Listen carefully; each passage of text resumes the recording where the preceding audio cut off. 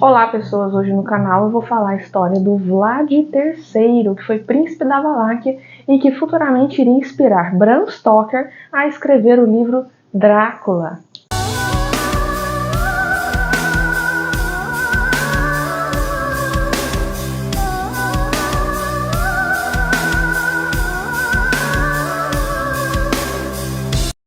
Bom, primeiramente eu vou falar sobre onde no mapa, né? Romênia, atual Romênia de hoje. Eu vou colocar algumas imagens aí para ficar melhor para vocês visualizarem. Atual Romênia, século XV, certo? Século XV a gente vai ter que a atual Romênia era dividida Moldávia, Valáquia e Transilvânia. A gente tem que no século XV estavam ocorrendo alguns combates, né? Acho que vocês vão se lembrar de terem estudado isso, que é do Império Romano Germânico contra o Império Turco Otomano. O Império Turco Otomano, ele vai invadir a região ali de Kosovo, e nisso o Mircea I, que é o avô do Vlad III, ele manda os seus exércitos para aquela região para ajudar a população sérvia. Só que mesmo com a ajuda do exército de Mircea, eles perdem esse combate contra o Império Turco Otomano. E aí o Mircea, ele vai para a Transilvânia e com a ajuda do exército de Sigismundo, que é o rei da Hungria, que fica ali acima da Moldávia, Transilvânia, acima da região da Romênia, vai unir os seus exércitos para tentar atacar novamente o Império Otomano. Porém, perdem novamente esse combate. O Império Otomano ele era muito forte, muito poderoso. Dá para ver pela sua permanência aí na história. Então, perdida essa guerra, ele tem que abaixar a cabeça para o sultão, né, islâmico ali, que governava ali o império. E ele é obrigado a pagar algumas taxas e alguns tributos, né? Tipo assim, para não perder o seu trono, o seu principado ali na Valáquia, ele paga esses tributos, esse presente ali para o sultão islâmico. Nisso, Mircea vai seguir dessa maneira, né? Abaixando a cabeça para o sultão, até 1418, quando ele falece, né? Eu acho que é 1418 isso. E deixa o trono para o Vlad II, que é o pai do Drácula, né? O Vlad II, ele vai ser o herdeiro do trono, porém, alguns boiardos ali da região, que os boiardos eram meio que da aristocracia ali da Valáquia, eles, junto com o primo dele, acho que é Dan o nome, eles vão guerrear, né, ali e vai tirar esse trono do Vlad II e vai ficar o Dan no lugar, o primo dele. E de 1418 até 1436, o Vlad II, o pai do Drácula, ele vai estar na Transilvânia. Por isso, o Vlad III nasce na Transilvânia. Então ele vai ter o Mircea II, que é o primeiro filho, acredito que seja, o Rado, que vai ser importante na história ali, e o Vlad III, né? O Vlad II, ele consegue voltar ali em 1436, acho que é isso. Em 1436 ele volta, toma esse trono do primo dele novamente, vira o príncipe da Valáquia, só que ele tem meio que a obedecer ali, né? Então ele era um vassalo do rei da Hungria, do Sigismundo, e ele tinha que pagar aqueles tributos que o pai dele pagava para o sultão do Império Otomano, ele também tinha que pagar para o Murad II. O Murad II cobrava esses tributos, cobrava as taxas, disse até que ele cobrava taxas por pessoas que não eram muçulmanas do local. Sua região é essas pessoas aqui não são muçulmanas. Você vai pagar uma taxinha pequena, né, para cada pessoa que não é muçulmana para mim. Então ele tinha todas essas coisas aí política, né? Bom, mas o Murad II, ele vai falar o seguinte pro Vlad II: olha, não tá sendo o suficiente. Eu quero levar 2 filhos seus pro Império Otomano, para nossa região, para ser criado por nós. O que acontece?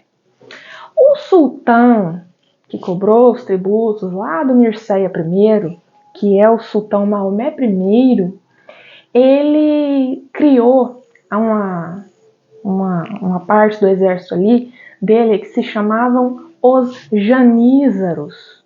Esses janízaros, que faziam parte do exército do Império Otomano, na verdade, eles eram crianças. Quando o Império Turco-Otomano invadia os lugares, eles pegavam algumas crianças cristãs, né, do Império Romano, levavam essas crianças e criavam a modo deles.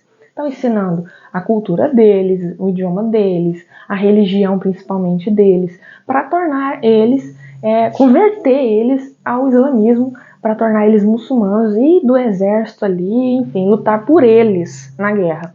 E, de fato, isso acontecia, e eram chamados janízaros dentro do exército, né, que eram essas pessoas que foram trazidas desde muito pequena. Então, o Murad II vai exigir isso do Vlad II, quero 2 filhos seus para levar comigo. A intenção dele, além de impor poder sobre o príncipe, né, da Valáquia, era criar os filhos dele para um ser um janízaro e o outro ser o detentor do trono após a morte do Vlad II, para, tipo assim, um boneco, um fantoche aí, mas é a gente que manda, é tipo isso, né? E aí o Vlad II vai, infelizmente, muita pressão, né, podendo perder o seu trono ali, é um ambiente muito, muito terrível, então ele envia a contra-vontade, né, o Rado e o Vlad III para a região da Turquia ali, da Turco-Otomana, para ser criado por eles, e assim vai ser até o dia da morte do Vlad II. É importante falar aqui que o Sigismundo ele vai criar, porque ele estava perdendo muito, né? A gente viu aí que o Mircea juntou o exército com o dele e também perderam contra o Império Turco-Otomano. Então, eles estavam perdendo muitas guerras. Então, o que o Sigismundo, rei da Hungria, vai fazer? Ele vai criar uma ordem cavalheiresca a fim de defender a monarquia, a nobreza e o cristianismo, que para eles era o principal ali para se defender deles. E ele vai criar a Ordem do Dragão. Essa Ordem do Dragão é composta por 24 membros ali da nobreza, e dentre eles, a pedido do Sigismundo, né, convite, estava o Vlad II. Então o Vlad II ele entra para essa ordem, para manter ali a defesa desses princípios, e ele vai ser chamado dentro dessa ordem de Dracul, que na língua lá, romena é dragão. Então o Vlad III ele vem com o sufixo ea, né, Draculea, como sendo o filho do dragão. Então esse nome de Drácula, ele realmente era o nome do Vlad III, ele era um apelido, né, do Vlad III ali naquela época.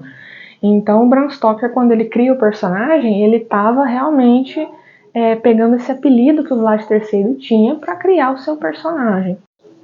O Vlad II ele vai falecer em 1447, 5 anos só depois que os filhos dele foram levados.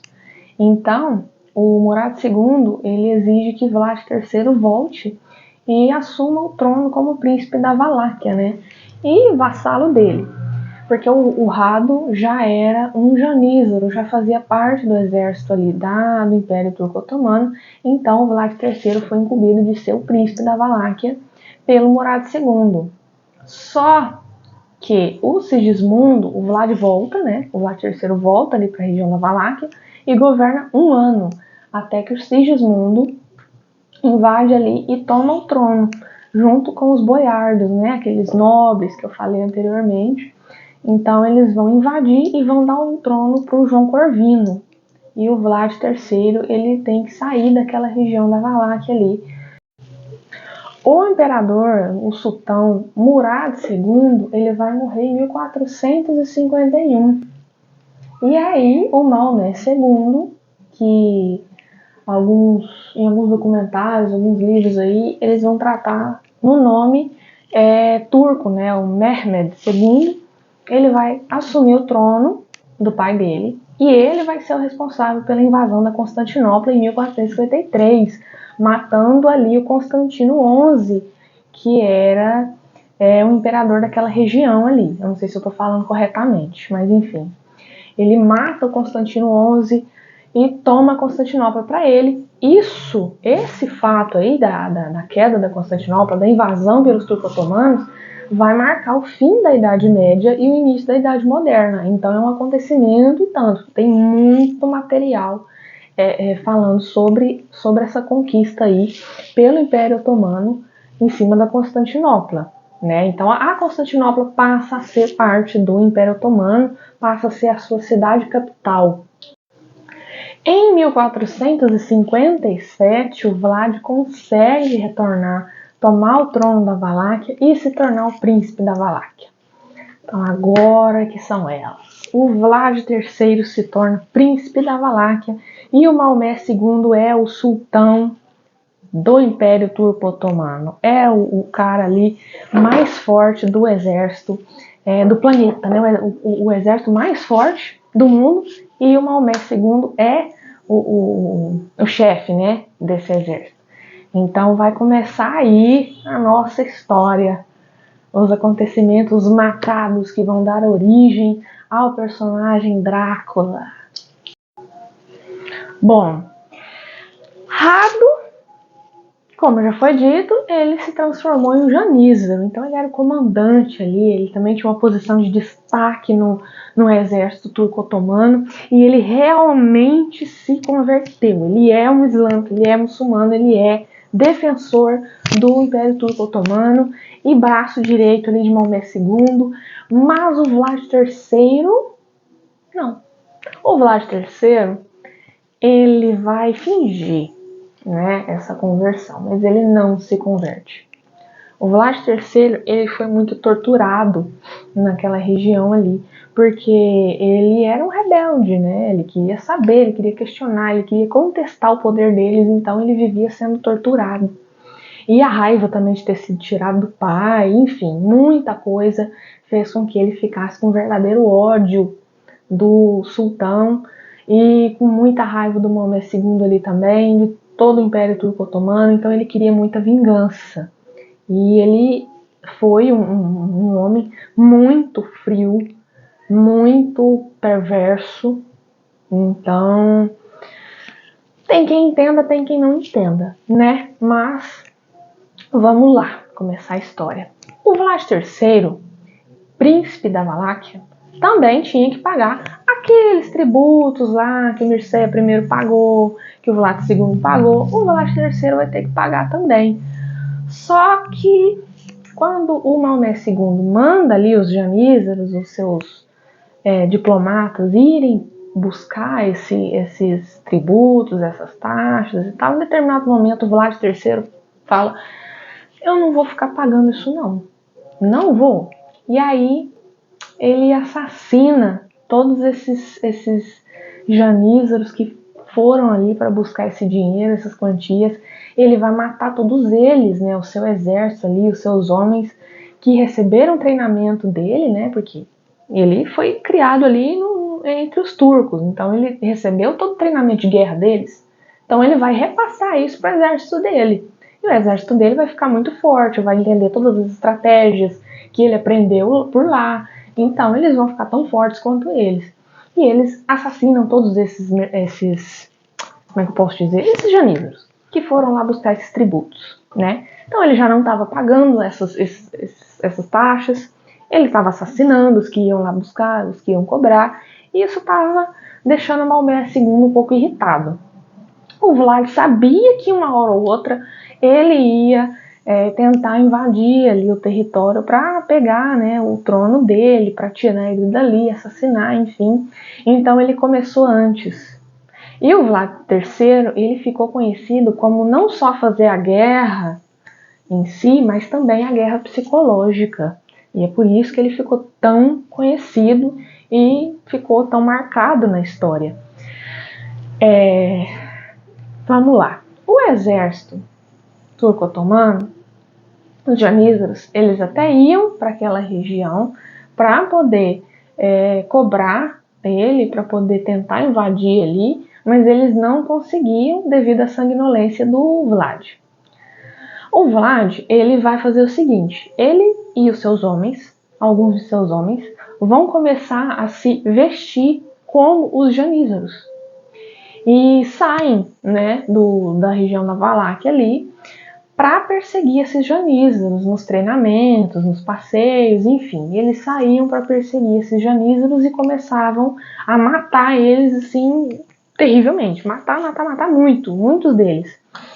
E estava acontecendo muito isso. Só que o Vlad III queria que o Maomé II soubesse que era ele.